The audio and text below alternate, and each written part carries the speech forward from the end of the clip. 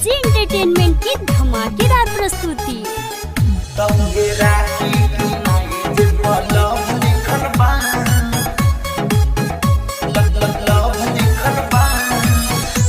Music by Shyam Dubey.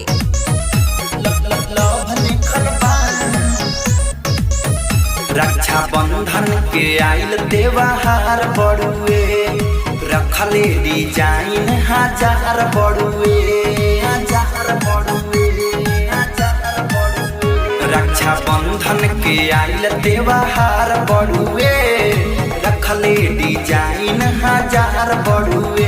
बान्हे भाई के कलाई जे सब लिखल बा, बान्हे भाई के कलाई जे सब लिखल बा। तौहे राखी की नाई जे पलव लिखल बा, तौहे राखी की नाई जे पलव लिखल बा, पलव लिखल बा।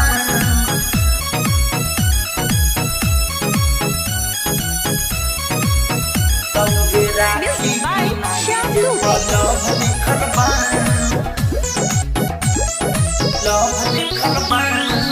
श्रद्धा में गर्दा लगाव जनी, सैया जी पैसा पेठाव तनी, पेठाव तनी। ए जी सुन तानी, ठेला पगली में लाइल बावे, देखी के मन अगराइल बावे। कि हम छोड़े बनाओ ही पमन टिकल बा, कि हम छोड़े बनाओ ही पमन टिकल बा।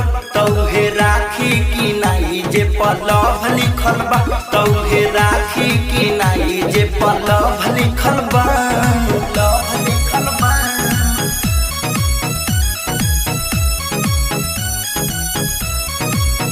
तौहे राखी म्यूजिक बाय श्याम दुबे। पलव लिखल बा, पलव लिखल बा।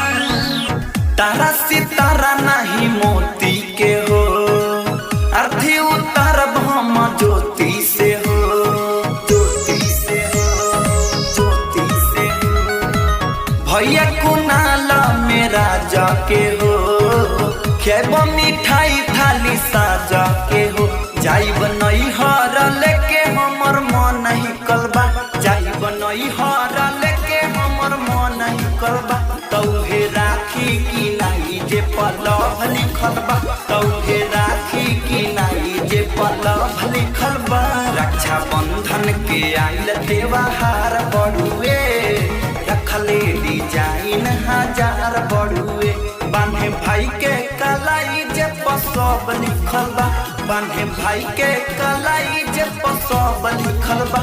तौहे राखी की नाई जे पलव लिखल बा, तौहे राखी की नाई जे पलव लिखल बा। तमाशा डिजिटल रिकॉर्डिंग स्टूडियो लखौरा।